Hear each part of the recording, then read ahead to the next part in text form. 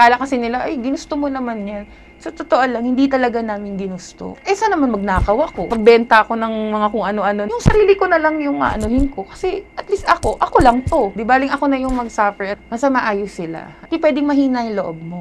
Hindi lahat ng makukuha ka, mabait. First time ko lang to, may asawa talaga ako eh. Napadaan lang ako, tinry ko lang. Nangyari yun, pero sa kotse pa kami. Nakasunod yung asawa. Ibang klase ang Quezon Ave. Kaya siguro madami talaga nakakagawa ng hindi maganda. Masyadong ang taas ng standard, tas ang baba ng sahod. Yun nga lang kasi, syempre dadating si bills, dadating si ilaw, si tubig, si net. Babalik na naman ako doon. Sad to say, ganun talaga yung scenario ng buhay ko. Mapapaiyak ka na lang na, ba't ganito yung nararanasan mo na hindi nila alam, bawat tao pala na nandiyan sa sitwasyon, may mga story. Hindi ako pwedeng sumuko para sa family ko. O swerte yung iba kung hindi nyo naranasan to. Pag na-judge ka, salita lang yun eh. Pero yung sakit, grabe. Mas masakit yung sinasabihan ka ng hindi maganda. Kesa sasaktan ka. Kasi yung pasa, saglit lang yan. Pero yung sabihan ka ng tao, masakit yun. Habang buhay mong tatanggapin yun. Habang buhay mong maisip yun. Kaya ang hirap talaga, sir. Hindi nila alam yung reason bakit nandyan kami. Ang paghahanap ng aming mga guest at pagbabahagi ng kanilang kwento ay nangangailangan ng maraming oras. Pero sa tulong nyo, makakadiscover kami ng mga iba't iba pang mga istorya ng ordinaryong Pilipino. Para sa mas magandang community experience, pwede kayo makipag-usap at magtanong ng kahit ano sa aming mga naging guests at manatiling anonymous sa Discord. I-click nyo lamang ang join button para maging isang exclusive member. Maraming salamat!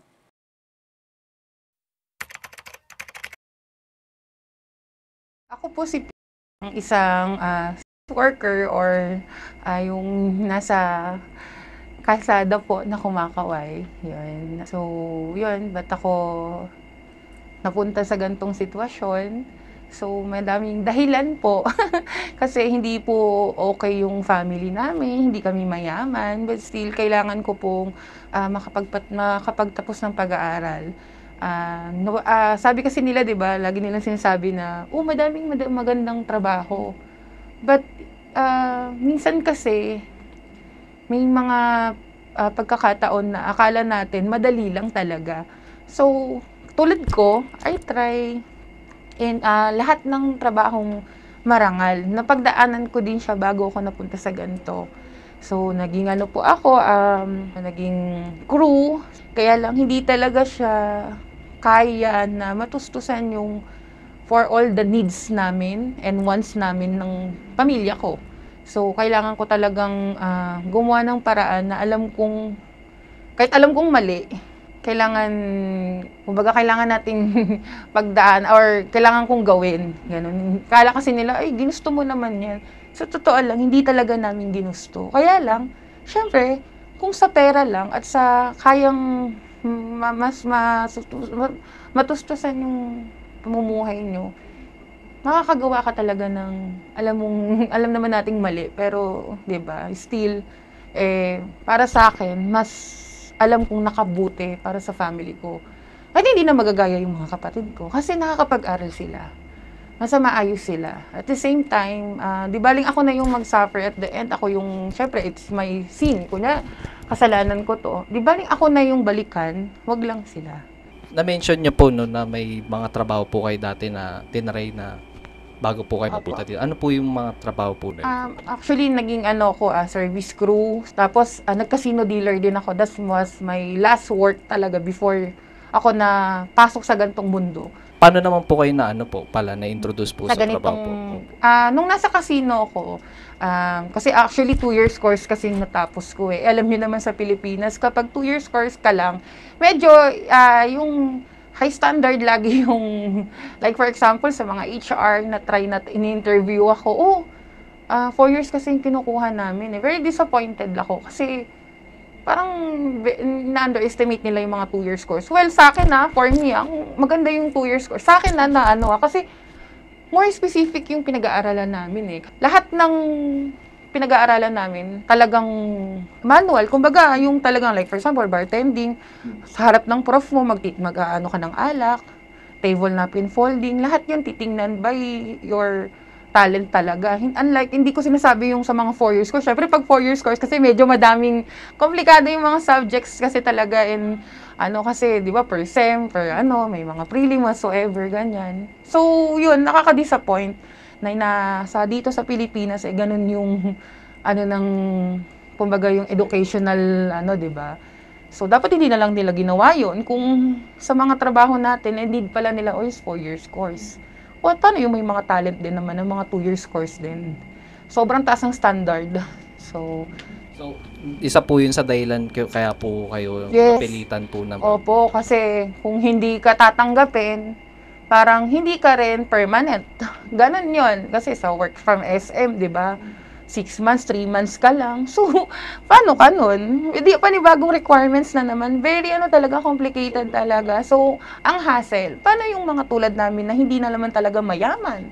'Di ba? Kumbaga parang mas lalo lang po kayo pinapahirapan na Yes, imbes na tulungan. Kaya, 'di ba, at least na may maganda ka ng trabaho. Oo, marangal nga, pero bago mo papasok 'yon, dadaan ka sa madaming butas. Although lahat naman talaga pinagdadaanan 'yon.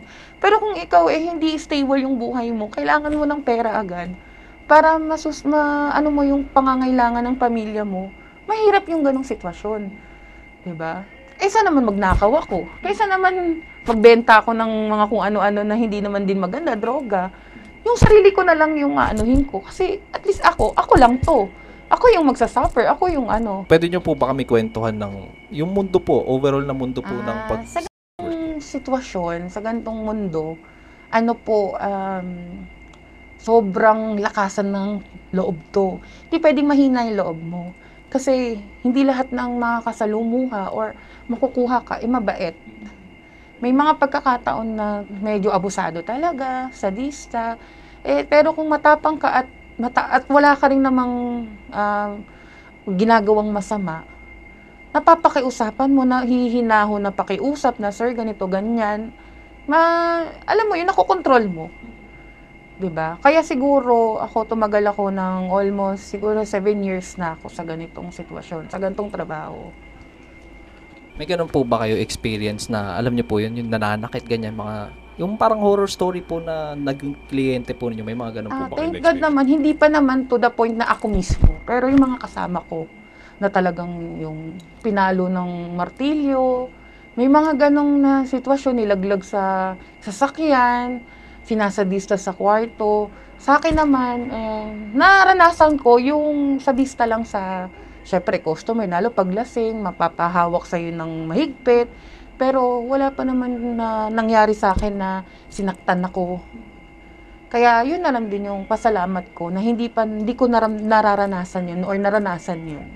Oo, totoo yun, sir. Grabe talaga. Totoong senaryo talaga. Meron at merong ganun. Pero may mga naman po ba yan? Meron pong mga naging kliyente na, alam niyo po yun, masaya namang kasama. Yes, may mga ganun madami naman din. Ako, sa totoo lang, kasi medyo hindi naman natin pwedeng sabihin na iba ko sa kanila kasi pare-pareho kami. Kaya lang kasi, kapag marunong ka makisama, iba yung companion talaga, yung gusto lang ng guest na may problema siya, di siya gagalaw, gusto niya lang kakwentuhan. May mga ganong pangyayari din na talagang para sa akin, mas gusto ko yon. Kasi, hindi ako nagagalaw. Diba? Parang as in talagang, tapos bibigyan ka pa ng tip, sobrang bait pa. Yung may mga ganong, meron din talaga. Madami pa rin namang mga mabubuting tao pa rin na nakakaintindi sa gantong trabaho namin, nire-respeto kami. Ano po pala, hindi ko po natanong, bukod po sa pagtatrabaho po ng ganito, meron po ba kayong ibang pinagkakabalan pa o wala naman? Meron po. Sa online, I tried to sell, madami po, lalo nung pandemic, yung mga nauso na mga food delivery, na ko din siya, nagiging extra income ko rin. So, kaya hindi rin ako araw-araw na nakakapasok dyan. Ano po ba? Alam po ba ng family po Hindi. ninyo na? Wala silang alam. Talagang secret lang po talaga. Opo, po kahit nila. friends, overall, walang nakakaalam na ganito yung trabaho ko. Sa pang-araw-araw na gawain po ninyo, ano po yung pinaka-typical na araw po ninyo? Ano pong ginagawa po ninyo? Nakatayo lang po ba kayo? Naghihintay kayo ng kliyente o may iba pa po kayong ginagawa? Ganun lang, na nakaupo kami or nakatayo na, kumakaway, na, parang sa mga massage, sa mga din, nagbibigay kami ng extra service. O kunyari, napag-usapan lang, kasi talaga dun sa binayaran nyo, Pwede naman siguro sabihin, lang po yun, ganun, diretsuhan lang. Pagka gusto ng all the way, doon kami nagkakaroon ng extra additional. Kunyari, ikaw, gusto mo ng mas satisfied ka, yung oras, yung babae, hindi magmamadali. Doon, pumapasok yung extra additional. Yun yung sariling sa amin na naman pera. Like, for example, bibigay 5K, 10K, 2K, 3K. Buo na sa amin yun. Yun na yung sa amin, sir. Usually po, pagka ganun po, magkano po yung sinisingil nyo pagka, yun po yung all the Siyempre, way? depende pa rin sa customer kung ano yung kaya nila. May customer kasi na talagang ubus pera lang talaga na, sige, 5K, 10K, go. May ganon, swerte ka. May iba naman na, kumbaga, tumatawad, ito lang yung budget. Tatapatan lang din namin, sir. Ganon lang. Okay lang po sa inyo. Ano po yung, yung parang papayag na po kayo ng, Ubus oras, lahat-lahat. Kumbaga, all around. Usually sa akin, 5K, 7K. Kasi kung baga, ubus oras na yun, hindi na ako magmamadaling pumunta sa pwesto. Tapos, syempre, nasatisfied din kita. Ganyan. since nandiyan po tayo sa usapang pera, no? Sapat naman po ba yung kinikita nyo, tingin nyo po? Kung masipag ka at ano ba tawag dito, at ano naman, marunong ka sa pera, nilalaan mo sa tama naman yung pera. Oo naman, sobra-sobra pa. Kung wala kang mga bisyo, wala kang mga ganun, makakapundar ka talaga, sir. Totoo po yan. Kasi sa akin wala kasi akong bisyo eh. Hindi ako nagyoyosi, hindi ako minom ng alak, hindi ako nagda-drugs or whatsoever. Talagang yung pera ko, pang pamilya talaga. Pang grocery, pambayad ng bahay, gano'n. So, para sa akin, open, makakaipon ka at makakaipon ka. Kung sa tama mo talaga ilalagay yung pera mo. Tsaka wag ubos biyaya. Kasi iba kasing mga babae, sa totoo lang po, pag kumita ng 5K, uubusin na nila yan. Ay, kaya ko pa yan, bukas makakagimik pa ulit ako, makakasampa ulit ako. Eh, syempre, hindi naman laging meron. So, kailangan ikaw, dapat nagtatabi ka, nagsusubi ka. Para masiro ka man, di ba, wala mang customer, may huhugutin ka. Ayun. Daily nyo po ba ginagawa po ito? Hindi po, sa isang linggo, pinakaano ko ng pasok straight, or talagang kunyari may mga expenses or may mga babayaran talaga, yun, 4 days straight ako. Pero hindi ko kaya isang linggo na straight po. Pagka meron po yan po, yung mga nag-all the way, hindi po ba kayo natatakot na baka magkasakit kayo? Ito rin naman, kokorek ko lang din. Kasi ang tingin nila dyan sa Quezon Ave, sa mga babaeng nag-pick up, walang kondom. Pero kami, sa totoo lang, binabalik namin yung pera pag ayaw mag-kondom. Kami rin kasi takot. Tsaka ikaw dapat bilang isang babae na obligasyon mo na alagaan yung sarili mo, magpa-check up ka, magpa-pap smear ka. Kasi syempre may mga seminar din na kami na pinupuntahan or may pumupunta sa amin dyan ng mga social worker na nag-a-advise sa amin na pwede ka magpa-HIV test, ganto ganyan, in private, ganyan. Para lang ma-sure ka na wala kang sakit. Talaga kami, sir, ewan ko lang sa iba, pero sa amin, mga kasamahan ko, hindi mo kami ng walang isa rule. Yun yung ala kasi nila, pag ganyan na, walang condom, sir. Hindi talaga. Diyan kami lagi, yan ang one of the reason bakit nagkakagulo ang mga babae at ang customer. Kasi, ang mga lalaki gusto, kasi hindi daw feel. Oo, na nahihiya, ganyan. Minsan may dala kami, o kaya dyan sa baba, may binibenta naman. So, para sa amin, hindi mo magagalaw yung babae nang walang condom. Opo. Akala kasi nila, pag ganyan, pamigay ka lang. O, hindi. Hindi. Iba na po talaga. Although, dati pa naman ganun. Pero, di ba? Ibang klase ang Quezon Ave. Sa mga nagiging kliyente po ninyo, alam nyo po ba, kung alam nyo na po hindi, gaano po kadalas na yung mga nagiging kliyente nyo may partner ganyan o may asawa? Ay, syempre, lagi. Syempre, una pa lang, mapapansin mo, may singsing. Tsaka minsan sila din sinasabi nila na, first time lang namin to, first time ko lang to, may asawa talaga ako napadaan lang ako, tinry ko lang. May mga ganong incident talaga. So, sa amin naman, wala naman yun. Kasi kung trabaho lang din naman yung kaligayahan lang na gusto mo, yun lang ibibigay ko. Wala namang feelings, wala namang yun nga lang medyo mahirap sa may partner, hindi sanay sa condom. Syempre, doon kami tatagal. Doon yung nagkakaroon ng issue na parang sa aming sinisisi, bakit hindi sila nilalabasan. Wala na kami, nagbigay na kami ng aliw sa inyo, nagbigay na kami ng performance. Hindi na namin kasalanan kung hindi ka lalabasan. Kasi hindi mo ako feel kasi hindi mo ako asawa. Yun lang yung nagkakaroon ng konting issue. Yun talaga in reality. Ganun talaga. Totoo yun. Meron po ba kayong yung experience na nagkahulihan po? May mga ganun po ba Ah, kayo yes. naman? Oo. Dati, nung around, pa lang ako noon, pero hindi naman ako underage nung pumasok yun. Mga 21. Ganon. Around 2000. Nung pandemic, talaga. Pandemic. Kasi, syempre, hindi lang kami hinuhuli kasi sa babae kami. Syempre, bawal lumabas. Talagang takbuhan ka, kukunin ka ng barangay, ng pulis. May incident na gano'n. Tsaka ako kasi hindi pa ako nahuli talaga eh. Yung kwento lang ng mga datihang babae. Na noon talaga daw, talamak yung palit babae, yung para makalabas ka, anuhin ka ng pulis. Hindi ko pa naman na-experience yun. Sila lang, kwento lang ng mga senior sa amin, yung mga dati pa po. Mga around 2000 pa, mga gano'n. Kasi ngayon kasi baligtad na parang, if I'm not mistaken, parang ang bugaw na yung hinuhuli. Kami ang biktima. Gano'n na daw sa DSWD. So, mas sila sa bugaw kaysa sa mga babae. Ngayon, parang naging witness na lang kami. Hindi, parang ihahang lang kami for just one day. Tapos pag may nagsundo sa amin na magulang or relatives mo, pwede ka na makalabas. Sa po, yung mga partner po na nahuli nung alam niyo po yun? Nakita sa motel, yan, may kotse siya. Yan, si Oo, Arcano may to. GPS yung May mga ganun kotse. po ba? Oo, pero hindi pa sa akin. I mean, nangyari yun, pero sa kotse pa kami. Kapag papunta pa lang kami sa hotel, nakasunod yung asawa.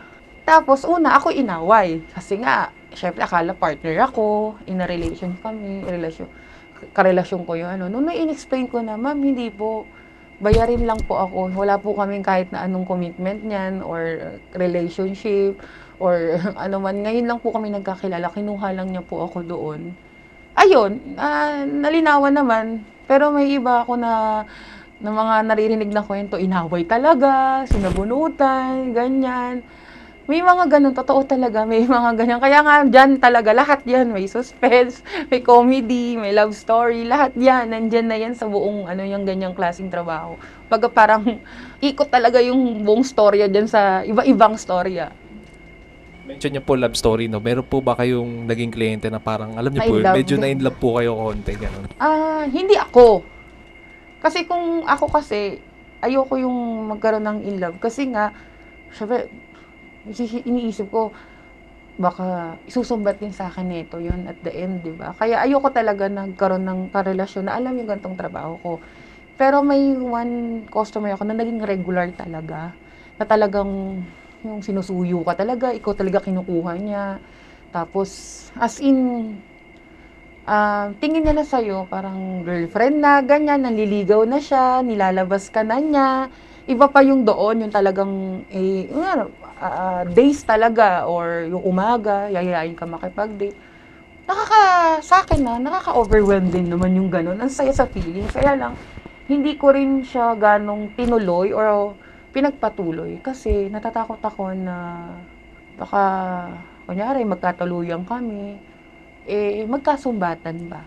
Kaya siguro, takot ako magkaroon ng karelasyon na alam niya yung trabaho ko. Kung magkakarelasyon ako, gusto ko hindi niya alam. Tapos wala na ako dyan.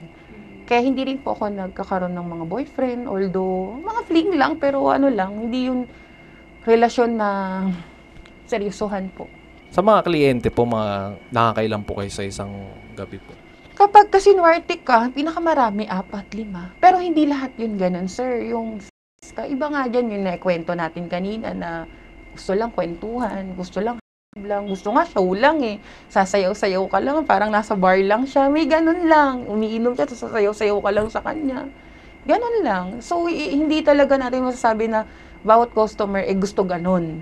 Kaya, hindi katulad ng iba na nasa isip na, ay, nakakaano to, mga bayarin to. Siguro, na yung maluwag na, ganyan-ganyan. O, hindi. Iba-iba. Tsaka dumidiskarte din naman kami. Lalo pag lasing, syempre, kunyari nakapasok, hindi naman pala. May mga ganong diskarte din kami na para alam namin na hindi rin kami na nalalaspag. Ano po yung may experience po ba kayo na parang hindi nyo malilimutan talaga na nangyari po sa inyo? Oo, yung tinanggal niya yung condom tapos pilit niyang pinapasok sa akin. Although nag-additional siya, kaya lang kasi mayabang, hambog nga, maano nga. Parang sinusumbat niya, nagbigay ako sa'yo ng 5K, ganyan, ganyan, ganyan, ganyan. Gusto ko ma-feel yung loob mo, ganyan. Talagang nakikipaglaban ako. Talagang nilalaban ko na hindi. Kasi hindi natin masasabi eh.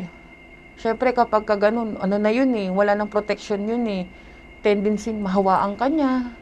'Di ba? Hindi din naman na pwede natin sabihin na maging kampante tayo eh. So, yun yung hindi ko makalimutan na muntik na mangyari sa akin na pinaka-worst. Buti na lang medyo malaking tao ako.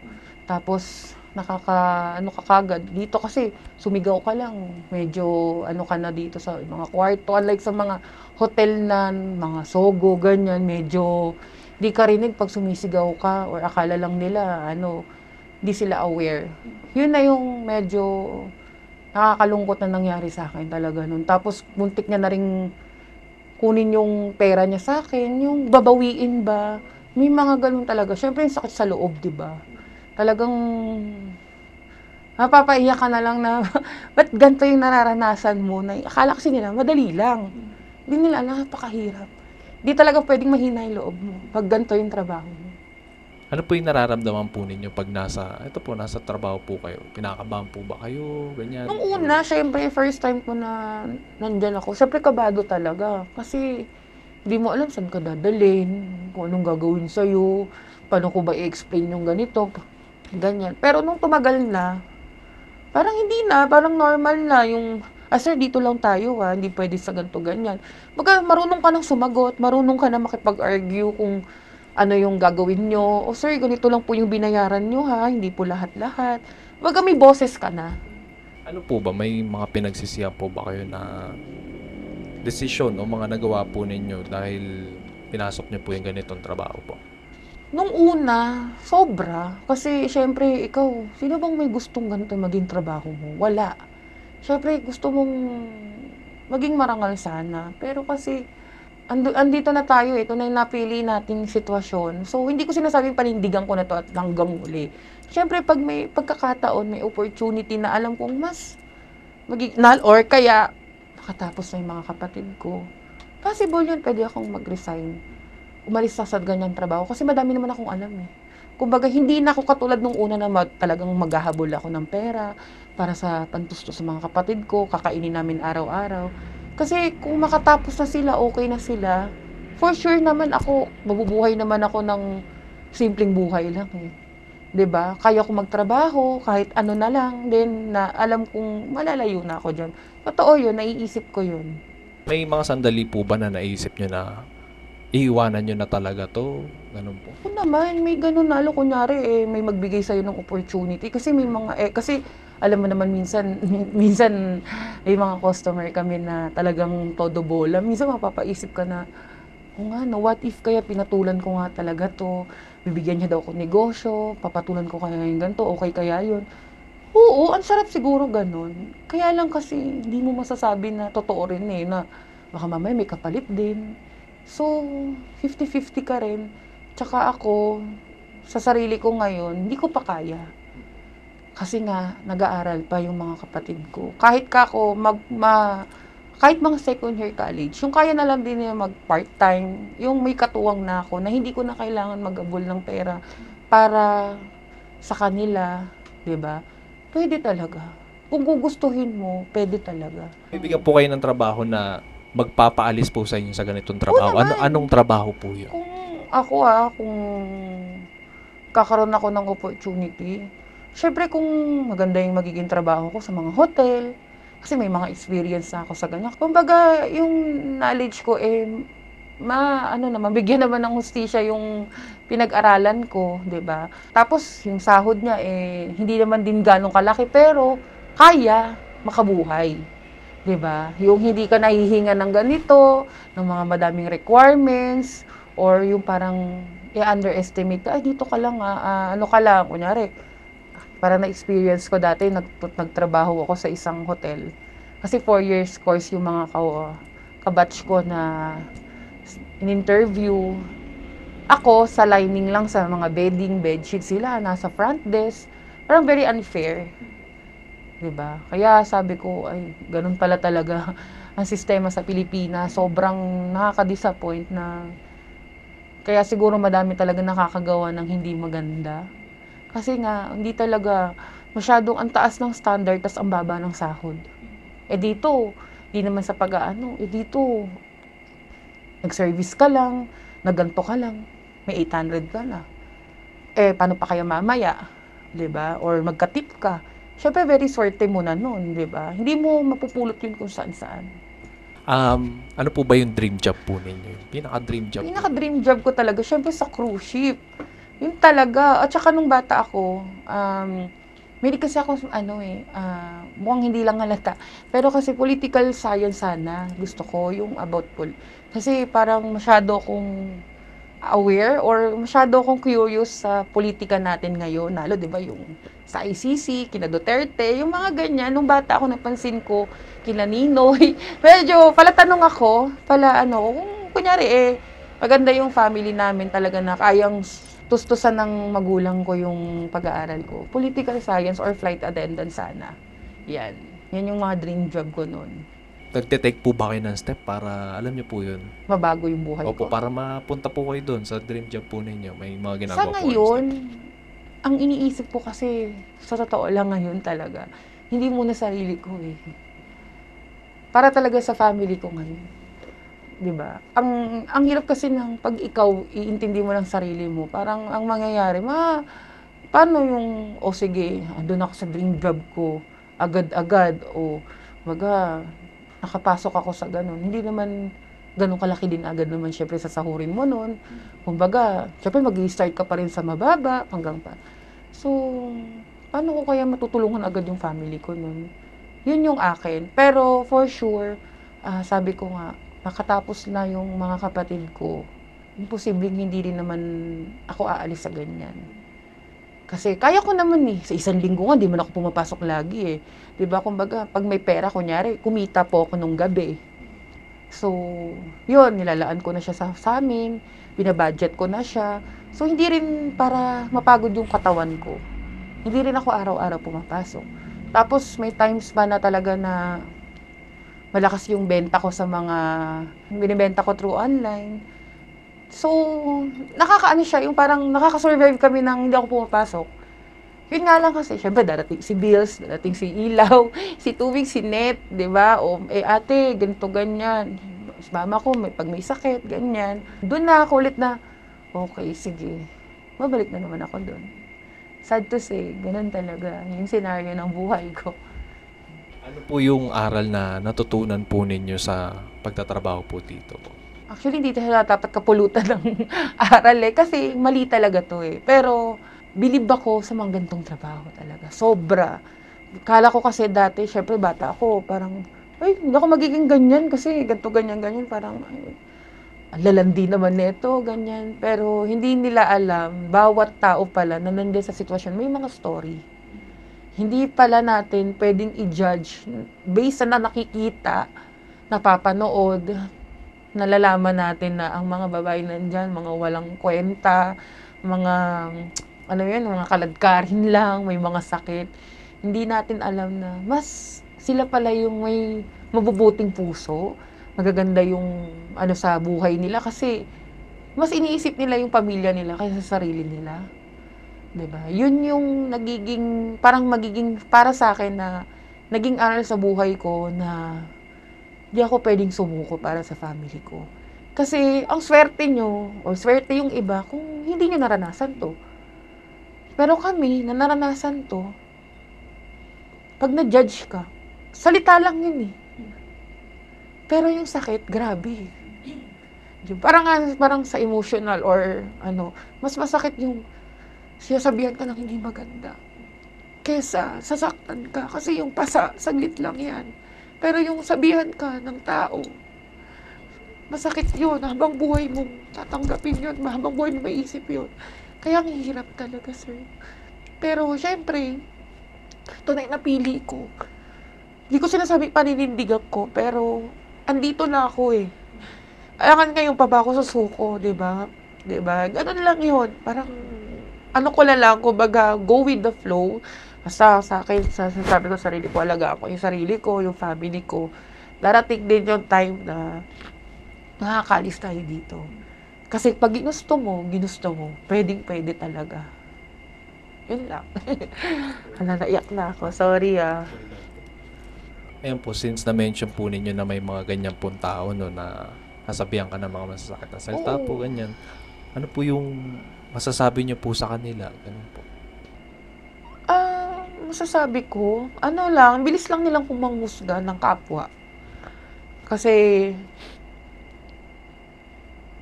nakapagsalita sila ng gano'n sa tao based on nalalaman nila, nakita nila, pero hindi nila alam yung reason, dahilan, bakit nandiyan kami. 'Di ba? Yun yung number one na nakaka-disappoint kasi akala kasi nila 'pag nandiyan ka, easy money lang daw 'yan, kaya gusto namin, parang pambisyo, parang kasi gusto din namin, mahilig kami sa hindi. Yun, Kumbaga talagang biktima lang po talaga ng oo, kahirapan po. 'di ba? Talagang hindi lang biktima, talagang ito siguro yung nalaan sa'yo, yung parang sabi nila, ito yung naging pathway ng buhay mo.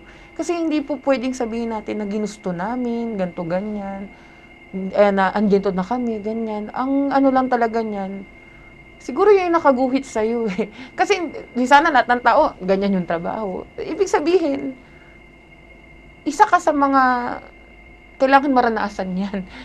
Walang matatawag na ganyan kung wala kayo, 'di ba? Parang gano'n din 'yun, 'di ba? So, gano'n lang, medyo mahirap lang talaga, pero 'pag malakas talaga yung loob mo, makakaya mo. Tsaka siyempre hindi naman nawawala yung faith ko kay God. Number one 'yun. Hindi dapat mawalan ng faith kahit ganito yung pinagdadaanan mo. Kasi kumbaga blessing lalo sa'kin na hindi ko pa naranasan talaga yung mga worst. And I thank God na hindi ko talaga naranasan yung mga gano'ng mga senaryo na sinasaktan, binubugbog, pinapatay. Wag naman din sana, pero thank God na hindi talaga dumadating sa'kin yung gano'ng customer.